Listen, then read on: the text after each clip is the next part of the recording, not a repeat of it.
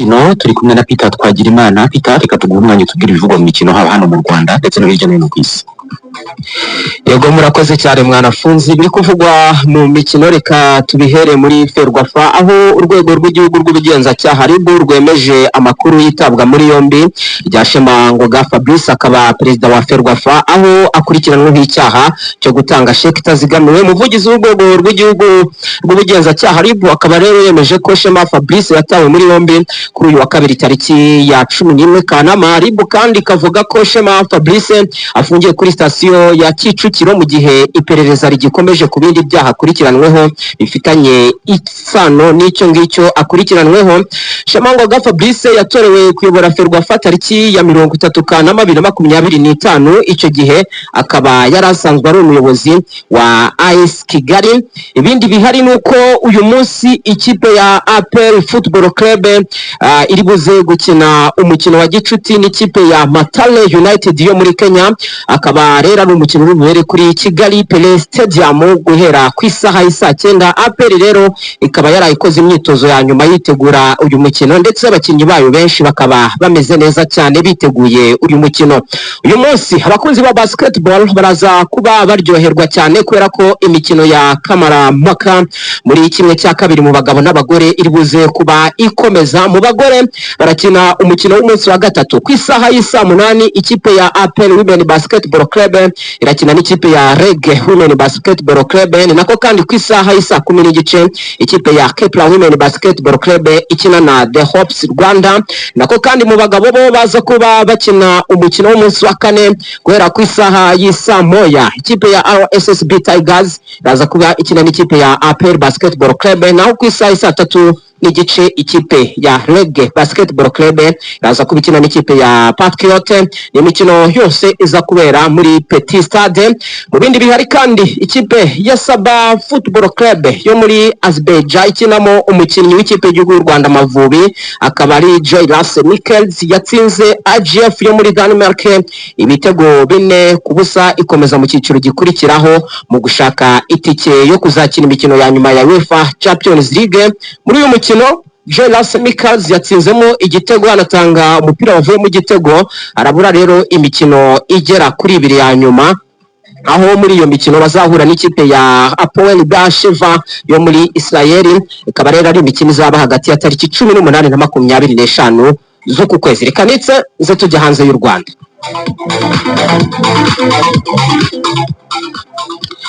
Hanze y'u Rwanda reka mere mu ikipe ya AS Monaco yasabye Paul Labile Pogba ko basesa amasezerano akajya kwishakira indi kipe. Ibije nyuma yaho uyu musore yongeye kugira imvune ubwo yari mu myitozo. Pogba akaba yari yerekeje mu ikipe ya AS Monaco mwaka ushize, ariko kubera ibibazo by'imvune bitagiye bimworohera yabashije kugaragara mu mikino 6 yonyine, nabwo yakinyemo imikino 105 yonyine. Rero ibyo ngibyo AS Monaco nabwo yabyihanganiye, yamusabye ko batandukana. Ubwo no gutegeza tukareba ikiri buze gukurikiraho. Mu bindi kandi ikipe ya Manchester City irifuza umukinnyi hagati mu ikipe ya Chelsea akaba yitwa Enzo Fernandez. Umutoza witwa Enzo Maresca wanamutoje mu ikipe ya Chelsea n'umwe mu bifuza kongera gukorana n'uyu mukinnyi. Chelsea rero ibarira Enzo Fernandez agaciro ka miliyoni 120 z'amapaundi ku ikipe yabimwifuza. Gusa aho bigeze ubu ngubu Chelsea ngo igomba kubanza ikareba niba yabona umusimbura we mbere yuko imutanga. Ikipe ya FC Barcelona na Paris Saint-Germain bari mu biganiro bya nyuma kuri rutazamu Ferran Torres umunya-Espagne. Ikipe ya Paris Saint-Germain ishaka uyu rutazamu ndetse amakipe yombi akaba yaramaze kwemeranwa kuri byinshi. Igisigaye no kureba uko barangiza iyi deal, ndetse yanabujijwe gukora imyitozo mu ikipe ya FC Barcelona kugira ngo ibyo bibanze birangire. Muri Barca bashobora gutandukana na Ferran Torres, bo bageze mu ikipe ya Inter Milan barashakamo rutazamu umunya-Argentine Lautaro Martinez, ndetse abahagarariye uyu mukinnyi bashinzwe kumushakira akaryo batangiye ibiganiro nabo muri Barca. Barca kandi iracyari kuri mwene wabo w'umunya-Argentine akaba ari Julian Alvarez. Yitwa Marcus Rashford nyuma y'amezi 19 atagaragara mu ikipe ya Manchester United yongeye gukorana imyitozo na bagenzi be muri ikipe. Iyi kipe rero iherereye muri Irlande, aho uyu munsi ku isaha isaha y'isambiri n'igice baza gukina n'ikipe ya Leeds United mu mukino wa gicuti. Uyu musore rero akaba afite amasezerano y'imyaka 2 ndetse hari andi bakipe yamwifuzaga yaba yo muri Turkiya ndetse na Arabia Saudite, ariko we akavuga ko agishaka guhatanira umwanya. Tugenda dusoza, uwitwa Cristiano Ronaldo dos Santos Aveiro ndetse n'umunya-Argentine Georgina Rodriguez bakoze ubukwe ku munsi w'ejo hashize, bemarana kubana akaramata. Uyu munsi ku isaha y'isa 3 z'ijoro hategerejwe umukino wa nyuma wa UEFA Super Coupe, uzi ikipe yatwaye UEFA Champions League n'iyatwaye UEFA Europa League, ukaba uri buze guhuza ikipe ya Paris Saint-Germain ndetse n'ikipe ya Aston Villa. Urakoze cyane Peter, umunsi mwiza. Urakoze cyane, umunsi mwiza nawe. Reka noneho twinjira mu nkuru zivugwa mu myidagaduro.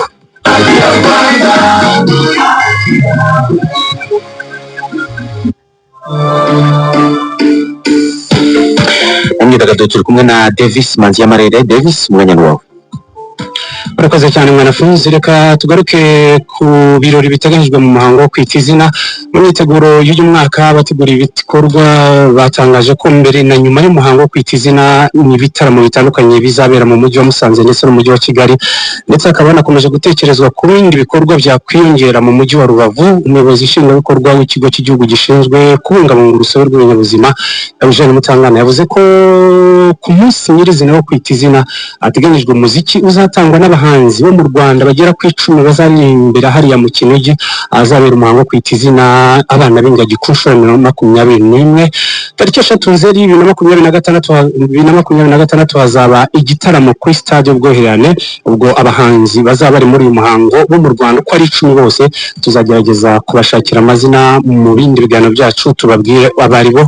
Reka ngaruke none ku bindi bigezweho hano mu Rwanda rwacu imyidagaduro. Mu myaka inishize Jones Comedy yanyuze mu bihe bitandukanye, ubwo ngiye kubacisha mu rugendo iva ku gutangira mu Rugando ikomereza muri Mondi Center kugeza ubwo yageze muri Camp Kigali, aho irimo kubera inshuro 2 mu kwezi.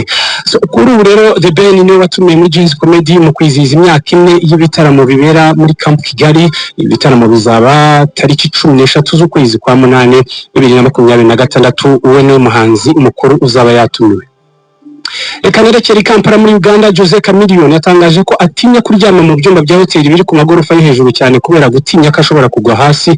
Mbibutse ko ubwo byari tariki 4 ukwakira umwaka 2008 Jose Chameleone yaragiye ahosha muri Tanzania, yategejwe kurimba mu byirushanwa ry'ubwiza rya Miss Kilimanjaro. Nibwo habaye inkuru iteye ubwoba ngo byavuga ko uyu muhanzi yavuye muri etage akikubita hasi. Hashize imyaka 4 ibyo bibaye, inshuti iherereye mu mujyi wa Toronto yayisuye, ariko kubera ko yari umuhinde amuha icyumba cy'akataraboneka muri etage hejuru ngo akiraremo. Nubwo yagikunze, ariko uyu muhanzi Jose Chameleone avuga ko byari mu igorofa ya 37 atashoboraga kukiramo kubera ubwoba agira bwo kurara mu igorofa hejuru. Reka mve i Kampala muri Uganda muteseseka Lagos muri Nigeria. Mama muhanzikazi All-Star witwa Nene uzwi cyane ku mbuga nkoranyambaga nka Jazz Mami yagaragaye mu modoka n'ibyapa byamamaza album nshya y'umukobwa we, ndetse bikangurira abanya-Nigeria kwitegerezanya amatsiko. Mbibutse ko iyi album izasohoka tariki 14 muri uku kwezi turi mu mwaka 2026.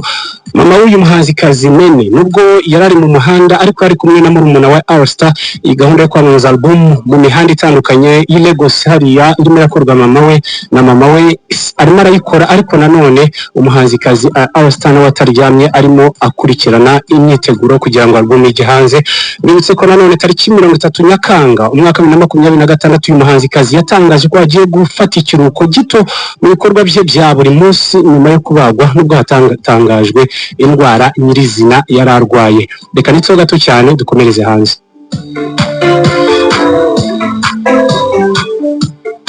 Dukomereje hanze, umuraperi Future yabaye umuraperi wa kane mu mateka ufite album 11 zimaze kurenza miliyari imwe y'abazumvishe kuri Spotify. Album yise We Still Don't Trust You imaze kurenga miliyari imwe, no kuvuga ngo 1 billion y'abayumvishe kuri Spotify. Ibi byatumye Future yinjira mu itsinda ry'abaraperi bake cyane mu njyana hip hop maze kugera kuri iyi ntera, aho yasanze mugenzi we Kanye West, Drake ndetse na Eminem. Mva kuri ayo makuru nkomereza ahandi aho ngamwe Leta Zunze za Amerika. Inzu y'umuraperi Da Baby iri muri leta North Carolina aho muri Leta Zunze za Amerika ubiri ku isoko ku giciro cya miliyoni 6.9 by'amadolari. Da Baby ashaka kubona inyungu nyinshi cyane kuko ubwo yaguraga inzu mu mwaka 2019 yayitanzeho hafi miliyoni 2.3 by'amadolari. ni ukuvuga ngo niramuka igurishijwe miliyoni 3,900,000 byaba bivuze ko yungutse hafi miliyoni 4,600,000 by'amadolari. Namereje mu makuru agezweho aho ngaho muri Leta Zunze za Amerika, umuhanzikazi w'icyamamare Taylor Swift agiye kwinjizwa mu nzu ya Nashville Songwriters Hall of Fame. Iyi ni inzu y'abanyacyubahiro ihurizwamo abanditsi b'indirimbo bakomeye cyane ku isi. Icyubahiro gikomeye cyane kuri uyu muhanzikazi Taylor Swift, abaye umuntu ukiri muto kurusha abandi bose ugihabwa iki gihembo no kwinjizwa muri inzu ya Nashville Songwriters Hall of Fame. Yatangaje ko Taylor Swift ari mu bazinjizwa mu cyiciro cyitwa Contemporary Songwriters, mu itsinda ry'abahanzi bazahabwa iki cyubahiro muri uyu mwaka turimo. Kwinjizwa muri Nashville Songwriters Hall of Fame ni ikindi cyubahiro gikomeye cyane kiyongereye ku kuba amaze kugera ku bindi byinshi mu muziki we, ariko biteganyijwe ko hari n'abandi bazagenda binjiramo muri iyi nzu. Bameze ngenda babwira amakuru agezweho hirya no hino ku isi mu myidagaduro. Urubuga rwa Spotify rwatangaje ko rugiye gutangira gushyira ku bahanzi bakoresha ubwenge buhangano AI ikimenyetso gishya cyitwa AI Personal. Iyi gahunda izatangira gushyirwa mu bikorwa hagati ya Nzeri 2026. Indirimbo z'abahanzi bazaba bafite iki kimenyetso nizizajya zigaragara mu ndirimbo Spotify ishyira mu byifuzo by'umuntu ku giti cye. Ubwo rero mwanafunzi unyemereye twasoreza ku muhanzi w'icyamamare Beyonce yarezwe mu rukiko ashinjwa kwica uburenganzira bw'umuhanzi ku gihangano ikibizwe nka copyright law bifitanye isano n'indirimbo yasohotse mu mwaka 2022 yitwa Alien Superstar, iri ku album ye yitwa Resense yasohotse mu mwaka 2022. Mwanafunzi wakoze Davis, umunsi mwiza. nanjye ndagushimira.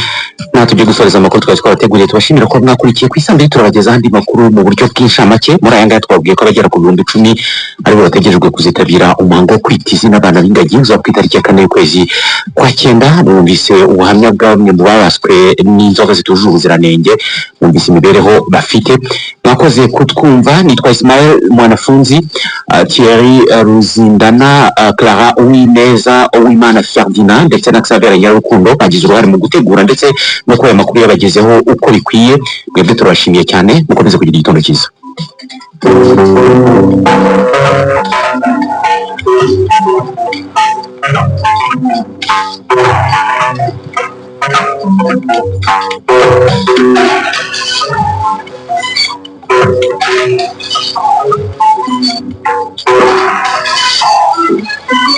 Aho turi hose tumagasha byose ni kuri Nyiragarama.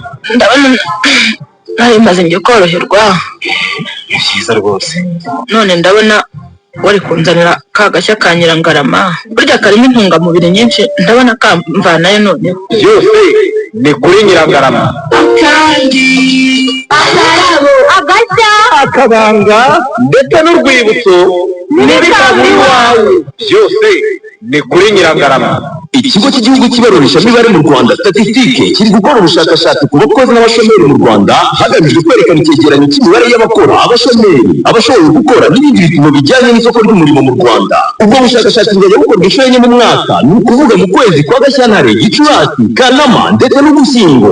Amakuru azava muri ubu bushakashatsi azafasha leta gukora igenamigambi rirebana n'umurimo. Ubushakashatsi nyirizina bubanzirizwa n'igikorwa cyo kubara ingo ziri mu mudugudu watoranyijwe kugira ngo hatomborwe ingo zifasha gusubiza ibibazo by'ubushakashatsi. Abarebwa n'ubu bushakashatsi barasabwa korohereza abakarani b'ibarura no kubaha amakuru yuzuye kandi y'ukuri ku biganiro bazagirana kugira ngo bifashe n'igenamigambi risubiza ibibazo by'abaturarwanda. Amakuru yose atangukirwa ibanga kandi akifashishwa gusa mu bushakashatsi nyuma yo guhurizwa hamwe.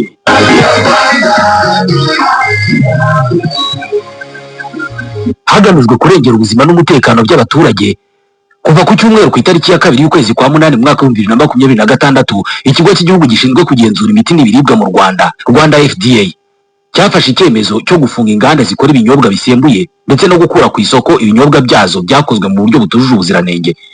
Icyo cyemezo kandi kirareba n'ibinyobwa byo muri urwo rwego bitumizwa mu mahanga. Rwanda FDA iributsa ko kutubahiriza amabwiriza bizatuma hafatwa izindi ngamba ziteganywa n'amategeko. Urutonde rwa 3 rw'inganda zafunzwe ndetse n'ibinyobwa byazo byakuwe ku isoko: Indakamirwa Limited ikora Indakamirwa Banana Based Alcoholic Beverage, Wishavura Gicumbi Limited ikora Imararungu Ginger Flavored Alcoholic Drink, Habatabi Company Limited ikora Karabukirwa Ginger Flavored Alcoholic Drink, M&M Barrel Limited ikora Kipenzi Ginger Flavor Alcoholic Drink. Emery Limited ikora intango urwagwa butunda, umutako urwagwa, iwacu urwagwa n'inkangaza. Buguje Limited ikora agakeye banana based alcoholic beverage. Imfura y'imfura Limited ikora imfura banana based alcoholic beverage. Trebuko Limited ikora ihumurizo banana based alcoholic beverage. Dufatanye Family Group DFG Limited ikora ijambo ginger flavored alcoholic drink ndetse n'ijambo banana based alcoholic beverage. Hora Group Limited ikora umwenya ginger flavored alcoholic drink. Haboristery Maranatha Limited ikora Aroma Team ginger flavored alcoholic drink ndetse na Lemo Team ginger flavored alcoholic drink. Mugenzi Trading Group Limited ikora Gumamo ginger flavored alcoholic drink. Rwanda FDA iributsa ko ibikorwa byose byamamaza ibi binyobwa bigomba guhagarara ndetse n'ibyapa byamamaza bikamanurwa mu gihugu hose.